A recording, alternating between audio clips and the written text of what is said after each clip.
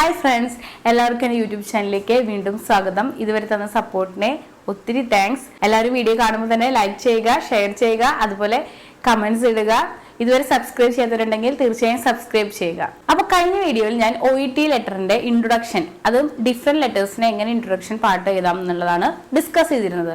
അപ്പോൾ അതിനകത്ത് ചെറിയൊരു കറക്ഷൻ ഉണ്ട്.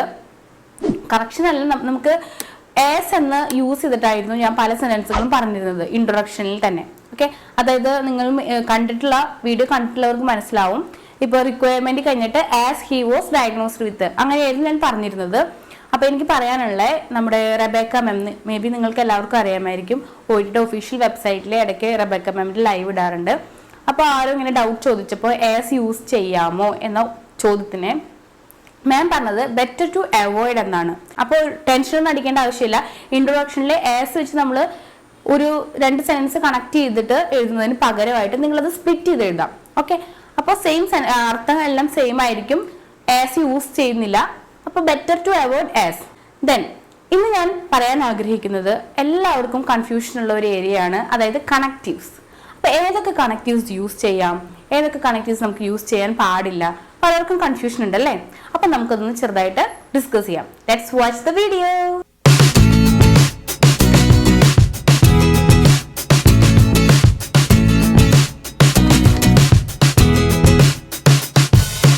എന്തായാലും നമ്മൾ അവോയ്ഡ് ചെയ്യേണ്ടതായിട്ടുള്ള കുറച്ച് കണക്റ്റീവ്സ് ഉണ്ട്. അത് ഏതൊക്കെയാണെന്ന് ഞാൻ പറയാം, നിങ്ങൾ ലിസ്റ്റ് ഔട്ട് ചെയ്തോളൂ. Besides, meanwhile, further more, more over, additionally, so. ഈ 6 കണക്റ്റീവ്സും എന്തായാലും നിങ്ങൾ യൂസ് ചെയ്യാൻ പാടില്ല. ഓക്കെ, ഇത് റെസ്ട്രിക്റ്റഡ് ആണ്. അതുപോലെ തന്നെ ഞാൻ പറഞ്ഞു ഈ അടുത്ത് വന്ന അപ്ഡേഷന്റെ കാര്യം. അപ്പോൾ ഹെൻസ്, ദസ്, അതുപോലെ തന്നെ ആസ്, അങ്ങനെ ഈ ടോട്ടൽ 9 കണക്റ്റീവ്സ് ആണ് ഇപ്പോൾ എൻ്റെ അറിവിൽ നമുക്ക് എന്തായാലും യൂസ് ചെയ്യാൻ പറ്റാത്തത്. ഇനിയും ഉണ്ടാകാം, നിങ്ങൾ മാക്സിമം സെർച്ച് ചെയ്യുക. അപ്പോൾ ഇത് നിങ്ങൾക്ക് യൂസ്ഫുൾ ആയിരിക്കുന്നു കരുതുന്നു. അപ്പോൾ better to avoid all these connectives. Okay, next നിങ്ങൾക്ക് എന്തായാലും യൂസ് ചെയ്യാൻ പറ്റുന്ന, അതായത് നമുക്ക് ലിങ്കിങ് വേർഡ്സ് ആണ് കണക്റ്റീവ്സ് അല്ലേ. നമുക്ക് 2 സെന്റൻസുകൾ തമ്മിൽ മീനിങ് ഫുൾ ആയിട്ട് കണക്ട് ചെയ്യാൻ വേണ്ടി നമ്മൾ യൂസ് ചെയ്യുന്നതാണ് കണക്റ്റേഴ്സ് എന്ന് വിളിക്കുന്നത്. അപ്പോൾ ഏതൊക്കെയാണ്? നമ്മൾ സിമ്പിൾ കണക്റ്റേഴ്സ് ഉണ്ട്, അതിനെ കുറിച്ച് ആദ്യം പറയാം. സിമ്പിൾ കണക്റ്റേഴ്സ് എന്ന് പറയുമ്പോൾ അതിനകത്ത് വരുന്നതാണ് and, but, also, or, four.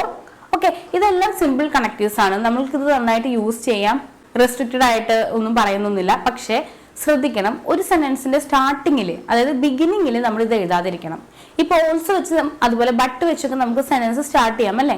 പക്ഷെ better to avoid in the beginning. നിങ്ങൾക്ക് ഈ എല്ലാ കണക്റ്റീവ്സും, ഈ simple connectives in between the sentence അല്ലെങ്കിൽ മിഡിലായിട്ട് യൂസ് ചെയ്യായിരിക്കും better. Next, complex connectives. Complex എന്ന് പറയുമ്പോൾ യൂഷ്വലി നമ്മൾ സാധാരണ യൂസ് ചെയ്യുന്ന ടൈപ്പ് എന്ന് പറയുന്നത്, ഞാൻ ആദ്യം അത് പറയാം.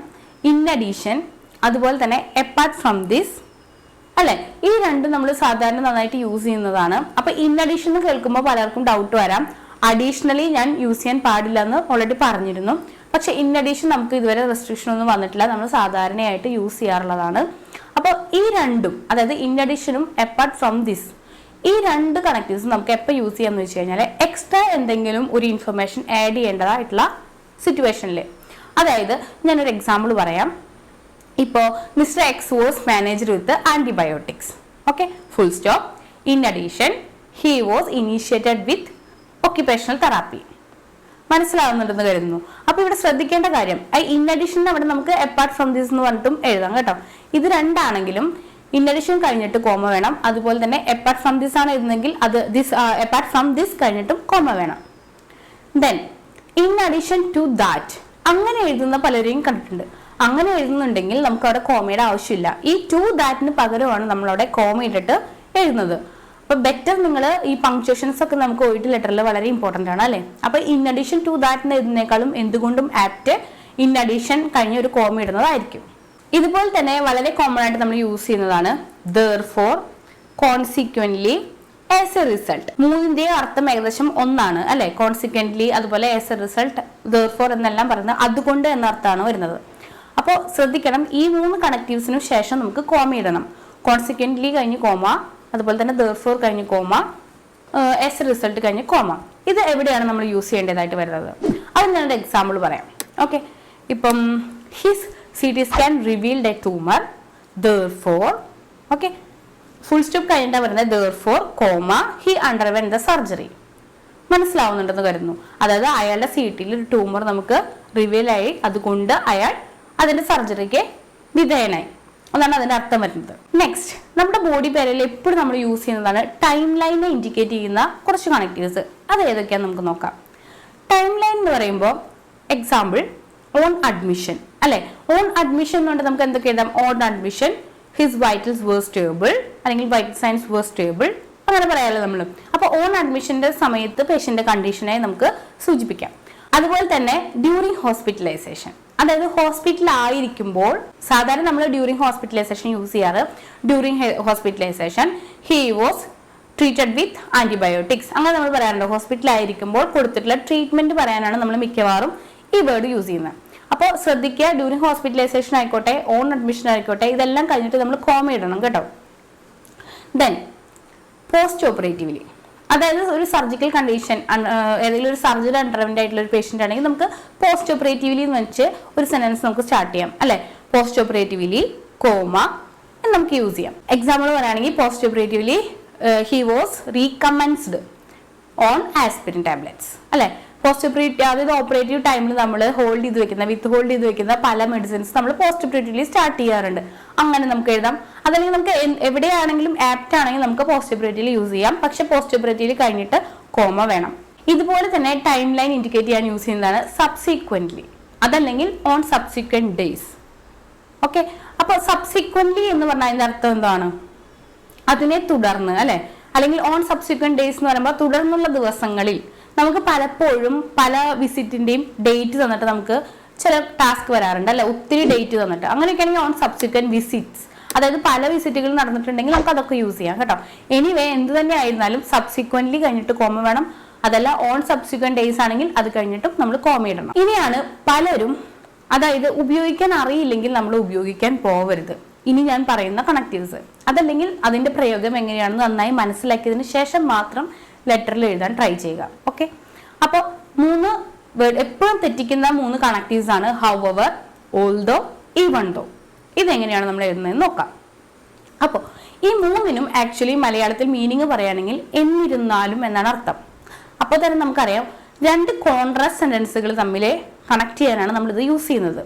2 കോൺട്രാസ്റ്റ് ഇൻഫർമേഷൻ എന്ന് പറഞ്ഞാൽ എന്താ? ഓപ്പോസിറ്റ് ആയിട്ട് നമ്മൾ 2 ഓപ്പോസിറ്റ് കാര്യങ്ങളെ കണക്ട് ചെയ്യാനാണ് ഇത് യൂസ് ചെയ്യുന്നത്. എന്നിരുന്നാലും, അതായത് ഒരു കാര്യം പറഞ്ഞ ശേഷം എന്നിരുന്നാലും എന്ന് പറയുമ്പോൾ എന്താ? നേരെ ഓപ്പോസിറ്റ് ആണ് നമ്മൾ പറയാൻ പോകുന്നത് അല്ലെ. അപ്പൊ ആദ്യം നമുക്ക് ഹൗവർ നോക്കാം. അപ്പോൾ ഹൗവർ വെച്ച് നമുക്ക് ആക്ച്വലി സെന്റൻസ് സ്റ്റാർട്ട് ചെയ്യാം. പക്ഷെ OET ലെറ്ററിലെ സ്റ്റാർട്ടിങ്ങിൽ ഹൗവർ യൂസ് ചെയ്യുന്നത് ആപ്റ്റ് അല്ല. നിങ്ങൾക്ക് ഹൗവർ യൂസ് ചെയ്യാം ഇൻ ബിറ്റ്വീൻ. ഇൻ ബിറ്റ്വീൻ എന്ന് പറയുമ്പോൾ 2 കോൺട്രാസ്റ്റ് സെന്റൻസ്, അതായത് ഫസ്റ്റ് സെന്റൻസിന് ശേഷം നമ്മൾ ഹൗവർ എഴുതി ദെൻ അതിന് കോൺട്രാസ്റ്റ് ആയിട്ടുള്ള സെന്റൻസ് നമ്മൾ എഴുതുന്നു.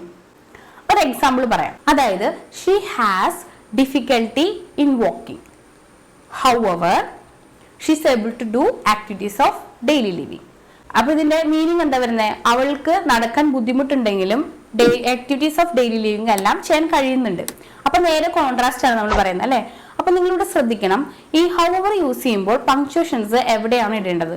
അത് പലർക്കും ഒരു കൺഫ്യൂഷൻ ആണ് അല്ലെ. അപ്പോൾ ശ്രദ്ധിക്കുക, ആ ഫസ്റ്റ് സെന്റൻസ് നമ്മളിപ്പോ ഇവിടെ എന്താ പറഞ്ഞത്?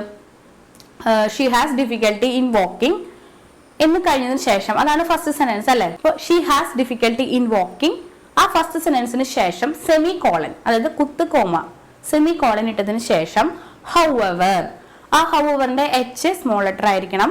അതായത് കണക്ട് ചെയ്യാൻ മാത്രം നമ്മൾ യൂസ് ചെയ്യുന്നുള്ളൂ, പുതിയൊരു സെന്റൻസ് അല്ല. ഹൗവർ, ഹൗവർ കഴിഞ്ഞതിന് ശേഷം കോമ, ദെൻ കോൺട്രാസ്റ്റ്, അതായത് she is able to do activities of daily living. Clear ആയെന്ന് കരുതുന്നു. Next one, although and even though. എപ്പോഴും ഒരു ഡൗട്ടാണ്, നിങ്ങൾക്ക് മേ ബി അറിയാമായിരിക്കും. ഓൾദോ യൂസ് ചെയ്യുമ്പോൾ നമ്മളൊരു പോസിറ്റീവ് സെന്റൻസ് ആദ്യം, ദെൻ മിഡിലിൽ നമ്മൾ കോമയിട്ട് നെഗറ്റീവ് സെന്റൻസ്, അങ്ങനെയാണ് ഓൾദോയിലെ positive sentence first followed by negative sentence. Even ദോയിൽ നേരെ ഓപ്പോസിറ്റ് ആണ്, ഫസ്റ്റ് നമ്മൾ നെഗറ്റീവ് സെന്റൻസും സെക്കൻഡ് ആയിട്ട് നമ്മൾ പോസിറ്റീവ് സെന്റൻസ് ആണ് എഴുതുന്നത്. അപ്പൊ ഇത് ഓർത്തിരിക്കാനായിട്ട് നിങ്ങൾക്കൊരു ഐഡിയ പറഞ്ഞു തരാം. എ, അതായത് ഓൾദോന്റെ ഫസ്റ്റ് ആൽഫബറ്റ് എന്താണ്? എ ആണല്ലേ. എ എന്ന് പറയുന്നത് ആൽഫബറ്റിൽ തന്നെ ഫസ്റ്റ് ആണ്. അപ്പൊ അതിന്റെ അർത്ഥം അത് പോസിറ്റിവിറ്റി കൂടുതൽ അതിനാണ് അല്ലെ. അങ്ങനെ ചിന്തിക്കുക. അപ്പൊ പോസിറ്റീവ് സെന്റൻസ് ആണ് ഓൾദോ H എഴുതുമ്പോൾ ആദ്യം നമ്മൾ positive sentence then negative sentence. Even though a വെച്ച് നോക്കുമ്പോൾ ഈവൻ ദോയിലെ ഇ എന്ന് പറയുന്നത് പിന്നീട് വരുന്ന ആൽഫബറ്റ് ആണ്. അപ്പോൾ അത് നെഗറ്റീവ് ആയിട്ട് കണക്കാക്കുക. കൺസിഡർ ചെയ്യുകയാണെങ്കിൽ നിങ്ങൾക്ക് ഈസി ആയിരിക്കും. നെഗറ്റീവ് സെന്റൻസ് ആ ഫസ്റ്റ്, ദെൻ പോസിറ്റീവ് സെന്റൻസ്. അപ്പോൾ നമുക്കൊരു എക്സാമ്പിൾ പറയാം. ഓൾദോ, അതായത് ഈ ഓൾദോ ഈവൻ ദോ നമ്മൾ ഒരു സെന്റൻസിന്റെ ഇനീഷ്യലി ആണ്, അല്ലെങ്കിൽ ബിഗിനിങ് പാർട്ടിലാണ് നമ്മൾ എഴുതുന്നത് കേട്ടോ. Although his condition has improved, comma he has mild pain while walking. കേട്ടോ, അതായത് അയാളുടെ കണ്ടീഷൻ ഇംപ്രൂവ് ആയിട്ടുണ്ട് എങ്കിലും, അല്ലെങ്കിൽ എന്നിരുന്നാലും അയാൾക്ക് നടക്കുമ്പോൾ കാലിൽ വേദനയുണ്ട്, അല്ലെങ്കിൽ നടക്കുമ്പോൾ വേദനയുണ്ട്.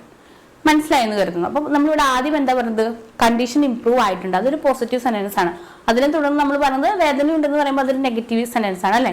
അപ്പോൾ പോസിറ്റീവ് നിന്ന് നെഗറ്റീവിലോട്ടാണ് ഓൾദോ. അപ്പോൾ ഈവൻ ദോ എന്തായിരിക്കും, നേരെ ഓപ്പോസിറ്റ് അല്ലേ. നെഗറ്റീവ് സെന്റൻസ് ആണ് ആദ്യം എഴുതേണ്ടത്, ദെൻ പോസിറ്റീവ് സെന്റൻസ്.